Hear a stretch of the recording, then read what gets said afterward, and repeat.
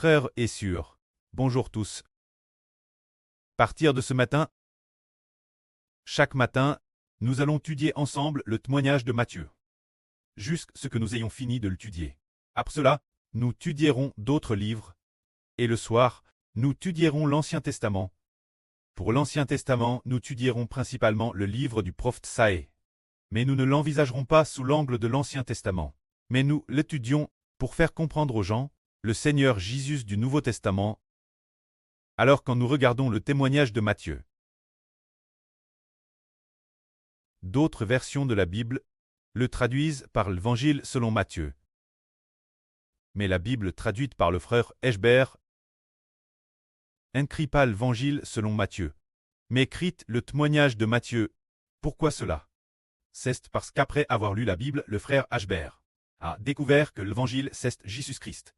Donc, Matthieu, il n'est pas l'Évangile.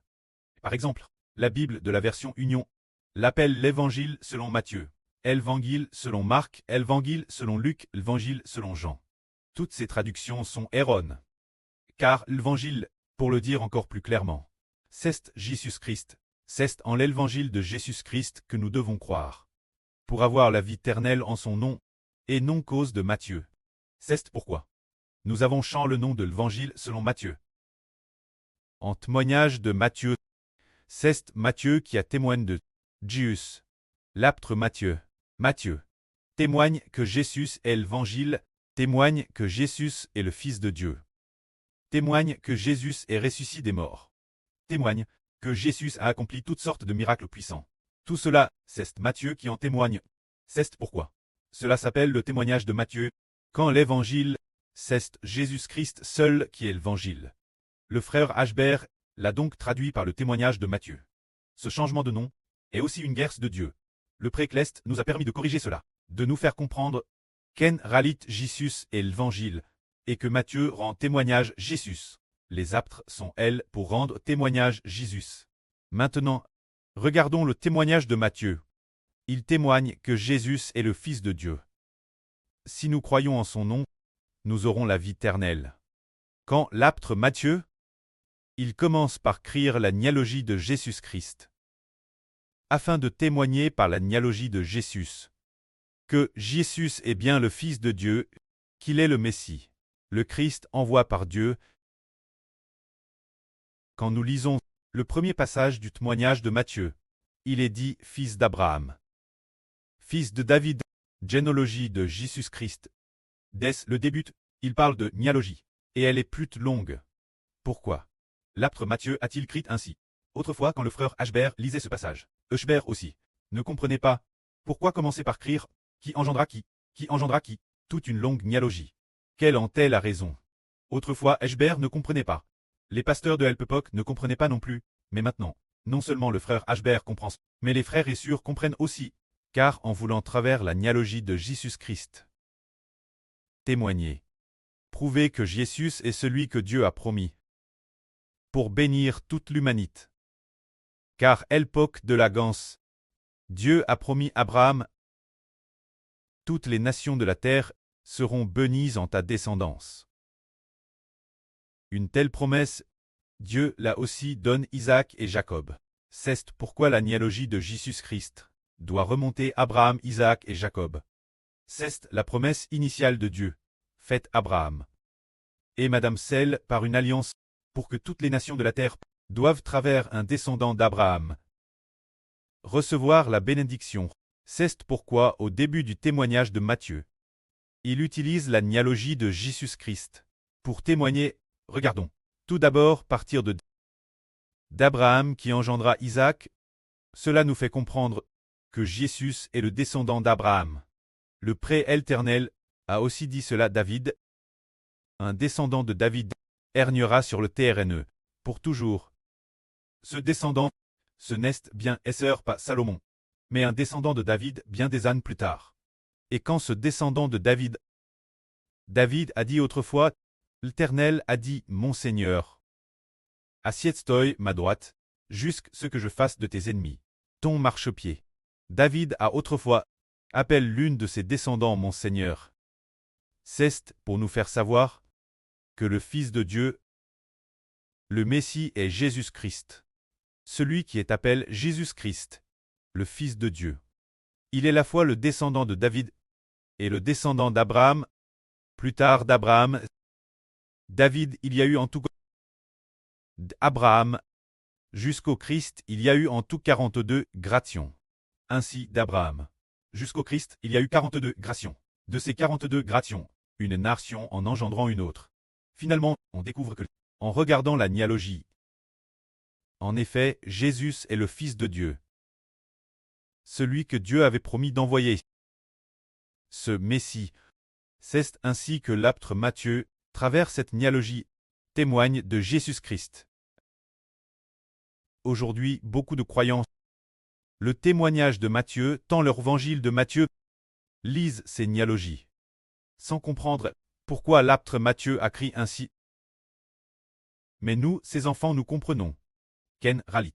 Il s'agit d'expliquer les origines et les détails de la généalogie de Jésus-Christ, afin de nous faire voir sa généalogie, et de savoir que Jésus est le descendant d'Abraham, et aussi le descendant de David, afin que tous ses enfants croient fermement en Jésus. Quant au Seigneur Jésus-Christ lui-même, il s'est aussi appelé la racine de David. Dans le livre de l'Apocalypse, la suite du texte dit que le précleste tenait le livre et que personne ne pouvait l'ouvrir de. L'un des vieillards dit l'apôtre Jean. Ne pleure point, le lion de la tribu de Juda, la racine de David a vaincu. Pour ouvrir le livre et lire son contenu. Disons-le donc directement. Jésus est la racine de David. Au chapitre 22 de l'Apocalypse, le Seigneur Jésus-Christ a également dit ainsi. Je suis la racine de David. Et elle toile brillante du matin. Alors pourquoi le Seigneur Jésus a-t-il dit plusieurs reprises qu'il était le fils de David? C'est dire que le Messie doit être issu de la descendance de David. Celui qui est issu de la descendance de David est le Rédempteur de l'humanité. Le Seigneur Jésus-Christ se qualifie de racine de David, juste pour témoigner et prouver qu'il est celui que Dieu a promis d'envoyer l'humanité pour la sauver. C'est la généalogie du Seigneur Jésus-Christ. Alors, si nous regardons uniquement la généalogie de Jésus-Christ, les gens du monde pourraient penser tort que Jésus est le fils d'Abraham et le fils de David. Bien sûr, dire cela est également correct, mais nous comprenons que le Rédempteur est le Fils de Dieu. Comment le Fils de Dieu est-il aussi devenu le fils d'Abraham et le fils de David? Cela nous fait penser que c'est une chose terrestre merveilleuse en disant. Eh bien, clairement, Jésus est le fils d'Abraham et le fils de David. Alors, comment est-il aussi le fils de Marie? Ensuite, l'apôtre Matthieu continue de témoigner. Bien que du point de vue de la généalogie, du point de vue de la chair, du point de vue du corps physique de cet homme, du point de vue du corps de Jésus-Christ, puisqu'il est le fils de Marie, il est donc le fils de David et le fils d'Abraham, mais du point de vue de son esprit, il n'est pas le fils d'Abraham, ni le fils de David, mais le fils de Dieu. C'est très merveilleux, au point que le Seigneur Jésus-Christ a également dit, avant qu'Abraham ne fût, j'existais DJ. C'est dire qu'avant qu'Abraham ne naisse, Jésus-Christ existait DJ. Comment cela se fait-il? C'est dire que Jésus existait avant Madame Abraham. En fait, Jésus-Christ existait avant toute chose dans l'univers. Alors les frères et sœurs diront, comment est-ce possible? Il devrait y avoir, une fois toute chose créée dans l'univers, des traits humains. Comment Jésus peut-il exister avant l'univers? Comment pouvons-nous comprendre cela? En fait, Jésus, l'origine de sa vie ne vient pas de la terre. L'origine de la vie du Seigneur Jésus-Christ vient du ciel. C'est l'origine de la vie du Seigneur Jésus. Elle vient du ciel.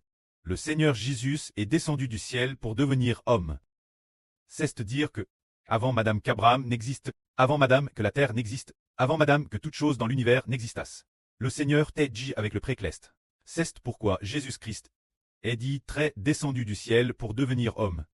Ainsi, du point de vue de sa descente du ciel pour devenir homme, il n'est pas le fils d'Abraham, ni le fils de David. Car avant Madame que l'humanité n'existe, Jésus existait DJ, il existait DJ avec le précleste. De ce point de vue, Jésus est le Fils de Dieu. C'est Dieu qui l'a envoyé, devenu homme. Alors comment Jésus-Christ est-il devenu homme? Lisons. Concernant la naissance de Jésus-Christ par le Saint-Esprit. Alors le frère Hébert commence aussi. Partir de cette vraie. Concernant les choses concernant le Seigneur Jésus-Christ. En fait, je ne compte plus lire, mais plus le transmettre directement l'oral. Car le frère Hébert a déjà lu la Bible plus de 100 fois, et de plus, le Nouveau Testament, le témoignage de Matthieu dans le Nouveau Testament. A.T. enseigne aux frères plus de 10 fois. Alors comment le Seigneur Jésus-Christ est-il devenu homme? En réalité, il était l'origine un trait spirituel. Tout comme les anges, ou on pourrait dire, avec un corps semblable, celui de Dieu Jéhovah, le précleste afin de sauver toute l'humanité. Et de plus, et aussi pour le précleste, il y a de nombreuses ânes, avec l'encre des Juifs, Abraham en concluant une alliance, pour qu'un descendant d'Abraham fasse que toutes les nations soient bénies en lui.